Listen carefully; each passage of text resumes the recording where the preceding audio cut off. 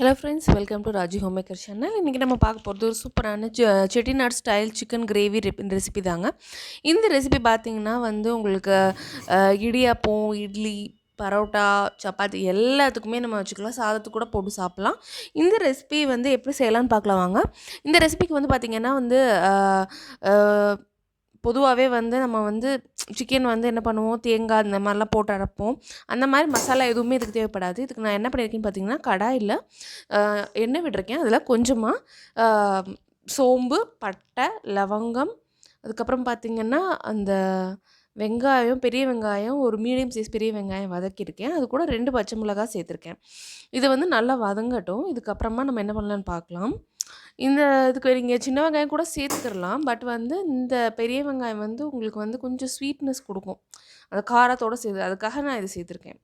இப்போ ஒரு பெரிய சைஸ் தக்காளி சேர்த்துக்கோங்க. இந்த தக்காளி சேர்த்து இதை நல்லா வதக்கிக்கிடலாம். இந்த தக்காளி நீங்கள் ரொம்ப பொடுசாக நறுக்கணுன்ற அவசியம் கிடையாது. நீங்கள் இது குழம்பு அந்த மசாலா வேகும்போது அது நல்லா கரைஞ்சிரும். ஸோ மீடியம் சைஸ்லேயே நீங்கள் நறுக்கிக்கலாம். இது நல்லா இந்த மாதிரி மசிச்சு விட்டு வதக்கிக்கோங்க. இது நல்லா வதங்கிக்கிறட்டும். அதுக்குள்ளே நம்ம இதுக்கு கொஞ்சமாக மசாலா மட்டும் அரைக்க வேண்டியிருக்கு. அது என்னென்னு பார்த்துடலாம். இப்போ மிக்ஸி ஜாரில் நான் ஒரு மசாலா மாதிரி அரைச்சிருக்கேன். என்ன மசாலான்னு பார்த்தீங்கன்னா, பூண்டு, இஞ்சி 5 பல்லு பூண்டு, 1/4 இன்ச் அளவுக்கு இஞ்சி, அது போக 1 ஸ்பூன் மிளகு, 1 ஸ்பூன் சீரகம், 1 ஸ்பூன் சோம்பு, இது எல்லாம் சேர்த்து நான் அரைச்சிருக்கேன். இதில் நான் தேங்காயோ, வெங்காயம், பச்சை மிளகாய் இதெல்லாம் எதுவுமே போடலை. இதை அரைச்சி எடுத்து வச்சுருக்கேன். இது பார்த்திங்கன்னா உங்களுக்கு அந்த பேஸ்ட் கொஞ்சம் நல்லா ஃப்ளேவர் கொடுக்கும் இந்த மசாலாவுக்கு. இதுக்கப்புறமா பார்த்திங்கன்னா ஒரு குக்கரில் நான் 3/4 கிலோ அளவுக்கு சிக்கனை எடுத்து அது நல்லா வேக வச்சு எடுத்து வச்சுருக்கேன். அந்த சிக்கன் பார்த்திங்கன்னா அதில் கொஞ்சமாக மஞ்சள் தூள், 1/4 டீஸ்பூன் அளவு மஞ்சள் தூள், அப்புறம் 1 ஸ்பூன் அளவுக்கு உப்பு, தேவையான அளவுக்கு நீங்கள் உப்பு சேர்த்துக்கலாம். சேர்த்து நான் ஒரு விசில் வரைக்கும் வேக வச்சு எடுத்திருக்கேன். அதுக்கு மேலே வச்சிடாதீங்க, சிக்கன் குழஞ்சிரும், கிரேவி நல்லா இருக்காது. இதுக்கப்புறமா பார்த்திங்கன்னா கடாயில் நான் அந்த தாளிச்சிருந்தேன் இல்லையா, அதில் இந்த சிக்கனை மாற்றிட்டேன். இப்போ அந்த சிக்கன் வேக வச்ச சிக்கன் இருக்கு இல்லையா, அதை போட்டுட்டேன். அதை போட்டு நல்லா கிளறி விட்டுடுங்க. இதில் நீங்கள் தண்ணியே நான் சேர்க்கவே இல்லை. நம்ம குக்கரில் வேக வைக்கும்போது ஒரு 1/2 டம்ளர் அளவுக்கு தண்ணி சேர்த்து வேக வச்சது தான். மற்றபடி நான் அந்த தண்ணி சேர்க்கலை. ஏன்னா அது கொஞ்சம் கிரேவி பதத்துக்கு இருக்கணுங்கிறதுனால நீங்கள் தண்ணி ஊற்றிட்டிங்கன்னா அப்புறம் அது நல்லா இருக்காது, அது குழம்பு மாதிரி ஆகிடும். அதனால தண்ணியே சேர்க்க வேண்டாம். அந்த சிக்கன்லேருந்து நீங்கள் எடுத்தப்போ என்ன தண்ணி இருக்கோ அந்த தண்ணி அளவுக்கு நீங்கள் சேர்த்தா போதும். பார்த்தீங்கன்னா நான் அந்த அரைச்சி வச்சுருக்க அந்த பேஸ்ட் இருக்குது பார்த்தீங்களா, 3 ஸ்பூன் அது வருது. அதை நான் சேர்த்துக்கிறேன். இந்த பேஸ்ட் பார்த்தீங்கன்னா நீங்கள் எவ்வளோ சிக்கன் எடுக்கிறீங்களோ அந்த அளவுக்கு நீங்கள் இந்த பேஸ்ட் யூஸ் பண்ணணும். நீங்கள் 1 கேஜி எடுத்திங்கன்னா 4 ஸ்பூன் அளவுக்கு போடணும். 1/2 கிலோ எடுத்திங்கன்னா 2 ஸ்பூன் போட்டால் போதும். இதுக்கு மேலே நீங்கள் போட்டிங்க அப்படின்னா அந்த கிரேவியில் டேஸ்ட் அந்த டேஸ்ட் தான் அதிகமாக தெரியும், கிரேவி நல்லா இருக்காது. இதை நல்லா கிளறி விட்டுடுங்க. இது நீங்கள் வதக்கும் போதே கூட சேர்க்கலாம். பட் சிக்கனுக்கு அப்புறம் சேர்த்துக்கும் போது உங்களுக்கு கீழே அடி பிடிக்காமல் இருக்கும். அதனால தான் இந்த ஸ்டேஜில் சேர்க்குறேன்.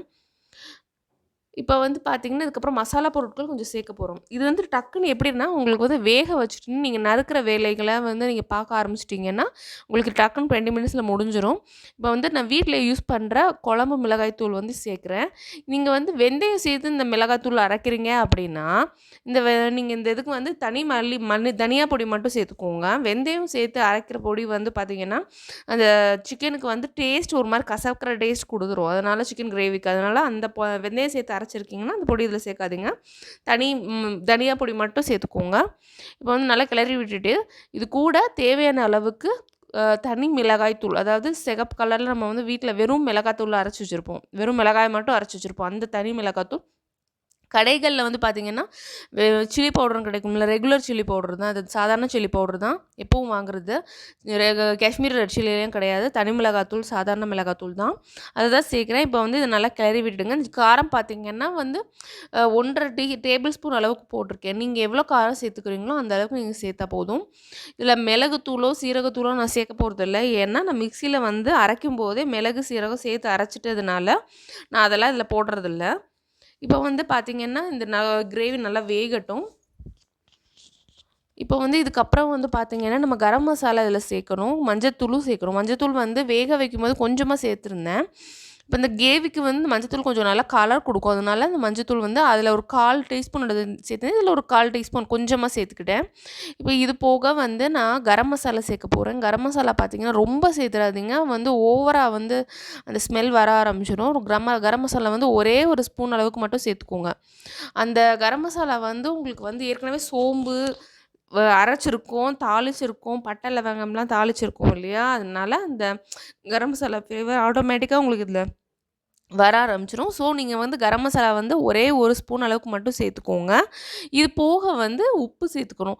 உப்பு வந்து நம்ம வந்து சிக்கன் வேக வைக்கும்போதே 1 டேபிள் ஸ்பூன் அளவுக்கு உப்பு வந்து போட்டு சேர்த்து தான் வேக வச்சிருப்போம். ஏன் அப்டின்னா, அந்த சிக்கன் வந்து உங்களுக்கு நல்லா வந்து உப்பு வந்து சாரணும் அப்டிங்கிறதுக்காக, நீங்க வந்து இதில வந்து நான் ஏன் கொஞ்சமா உப்பு சேர்க்கிறேன் அப்டின்னு பார்த்தீங்கன்னா, அந்த கிரேவியில வந்து உங்களுக்கு உப்பு வராது. சிக்கன்ல வந்து வேக வைக்கும்போது சிக்கன்ல உப்பு வந்து சார்ந்திருக்கும். ஆனா கிரேவியில உப்பு இருக்காது.